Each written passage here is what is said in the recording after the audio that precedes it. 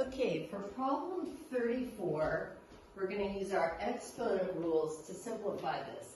And the first thing you want to do is make sure you've copied the problem correctly, because I did not the first time I wrote it down. So you can do this problem in a different order. You can maybe skip some of the steps I'm showing. But the first thing that we're going to use the rule that I'm going to be, since this whole expression is raised to the 1/3 power, I can then multiply the 6 by 1/3 and then the invisible 1 by 1/3.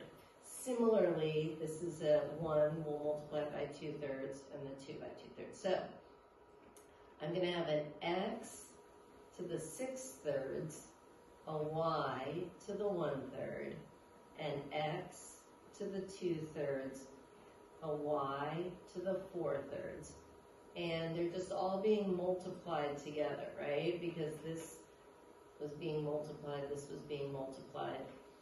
And then I've got an x to the negative 1/3 and a y to the 2/3 in the denominator. So the way I usually explain this is, the way I learned it, is you can change the sign when you cross the line. So if it's an x to the negative 1/3, when it's in the denominator, it's going to be a positive x to the 1/3 when it's up in the numerator. I'm also going to rearrange it and put the same base, the x's, together. So I've got an x to the 1/3 times an x to the 6/3 times an x to the 2/3 times a y to the 1/3 times a y to the 4/3, and the whole thing's over y to the 2/3. So now I can, because they've got the same base, I get to add these exponents. So 1/3 plus 6/3 plus 2/3 is going to add up to 9/3. A 1/3 and a 4/3 is going to add up to 5/3.